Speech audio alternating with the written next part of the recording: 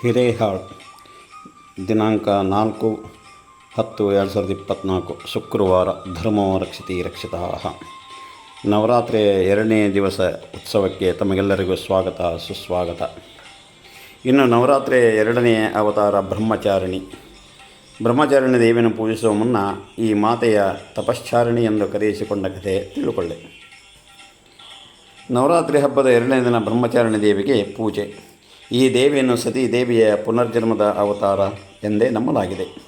ನವರಾತ್ರಿಯ 2ನೇ ದಿನದಂದು ಪೂಜಿಸಲ್ಪಡುವ ಬ್ರಹ್ಮಚಾರಿಣಿ ದೇವಿ ಬಗ್ಗೆ ಮತ್ತು ಅವಳಿಗೆ ಸಂಬಂಧಿಸಿದ ಪುರಾಣ ಕಥೆಗಳು ಕಿರುನೋಟ ಪಡೆಯುವುದಕ್ಕೆ ಈ ಸಚಿತ್ರ ನೋಟವನ್ನು ನೋಡೋಣ. ನವರಾತ್ರಿಯ 2ನೇ ದಿನವು ತಾಯಿ ದುರ್ಗೆಯ 2ನೇ ರೂಪ ಬ್ರಹ್ಮಚಾರಿಣಿ ದೇವಿಯ ಆರಾಧನೆಯ ದಿನವಾಗಿದೆ.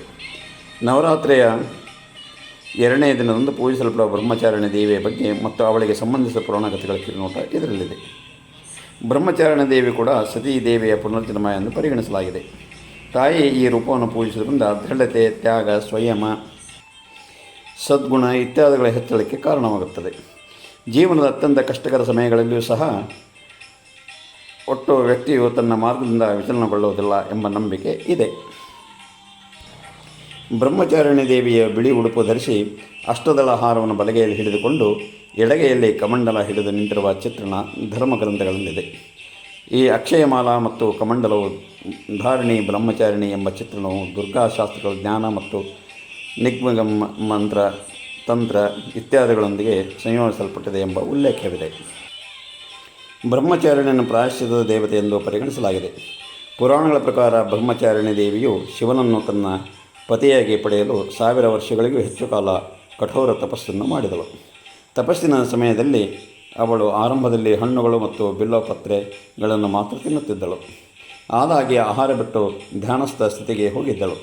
ಇದರಿಂದಾಗಿ ದೇವಾಧಿದೇವನಾದ ಮಹಾದೇವನು ಸಂತುಷ್ಟನಾಗಿ ಆಕೆಯನ್ನು ವಿವಾಹವಾದನು. ಈ ಕಠೋರ ತಪಸ್ಸಿನ ಕಾರಣಕ್ಕಾಗಿ ಆಕೆಯನ್ನು ತಪಶ್ಚಾರಿಣಿ ಎಂದೂ ಕರೆಯುತ್ತಾರೆ. ಬ್ರಹ್ಮಚರ್ಯ ಎಂಬ ಪದವು ಬ್ರಹ್ಮ ಮತ್ತು ಚರ್ಯ ಎಂಬ 2 ಪದಗಳಿಂದ ಬಂದಿದೆ. ಬ್ರಹ್ಮ ಎಂಬ ಪದವು ವಿಷ್ಣು ಅಥವಾ ದೇವರ ಯಾವುದೇ ಅಭಿವ್ಯಕ್ತಿಯನ್ನು ಸೂಚಿಸುತ್ತದೆ. ಆದರೆ ಚರ್ಯ ಪದವು ಸ್ವಯಂ ನಿಯಂತ್ರಣ ಅಥವಾ ಇಂದ್ರಿಯ ನಿಗ್ರಹವನ್ನು ಸೂಚಿಸುತ್ತದೆ.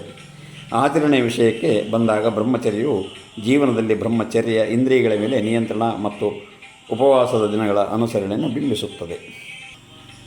ಬ್ರಹ್ಮಚಾರಿಣಿ ಮಾತೆಯನ್ನು ಪೂಜಿಸುವುದು ತುಂಬ ಸುಲಭ. ಅವಳನ್ನು ಮೆಚ್ಚಿಸುವುದು ಇನ್ನೂ ಸುಲಭ. ತಾಯಿ ಬ್ರಹ್ಮಚಾರಿಣಿ ಇನ್ನು ನಿಜವಾದ ಭಕ್ತಿಯನ್ನು ಆರಾಧಿಸಿದರೆ ಅವಳು ತಕ್ಷಣ ಸ್ಪಂದಿಸುತ್ತಾಳೆ. ತಾಯಿ ದುರ್ಗೆ ಈ ರೂಪವು ಅನಂತ ಫಲಗಳನ್ನು ನೀಡುತ್ತದೆ ಎಂದು ನಂಬಲಾಗಿದೆ. ತಾಯಿ ಆರಾಧನೆಯಿಂದ ಜ್ಞಾನ ವೃದ್ಧಿಯಾಗುತ್ತದೆ ಮತ್ತು ಎಲ್ಲ ಸಮಸ್ಯೆಗಳು ದೂರವಾಗುತ್ತದೆ ಎಂಬ ನಂಬಿಕೆ ಇದೆ. ತಾಯಿ ಬ್ರಹ್ಮಚಾರಿಣಿ ದೇವಿಯು ಅದೃಷ್ಟವನ್ನು ಒದಗಿಸುವ ಮಂಗಳ ಗ್ರಹವನ್ನು ಆಳುತ್ತಾಳೆ. ಹೀಗಾಗಿ ಬ್ರಹ್ಮಚಾರಿಣಿ ದೇವಿಯ ಆರಾಧಕರಿಗೆ ಅದೃಷ್ಟದ ಆಶೀರ್ವಾದವೂ ಇರುತ್ತದೆ ಎಂಬ ನಂಬಿಕೆ ಭಕ್ತರಲ್ಲಿದೆ. ಬ್ರಹ್ಮಚಾರಿಣಿ ದೇವಿಯು ಧಾರ್ಮಿಕ ನಂಬಿಕೆಗಳನುಗುಣವಾಗಿ ದಾಸವಾಳ, ಕಮಲ, ಬಿಳಿ ಮತ್ತು ಪರಿಮಳಯುಕ್ತ ಹೂಗಳನ್ನು ಇಷ್ಟಪಡುತ್ತಾಳೆ ಎಂದು ಹೇಳಲಾಗುತ್ತದೆ.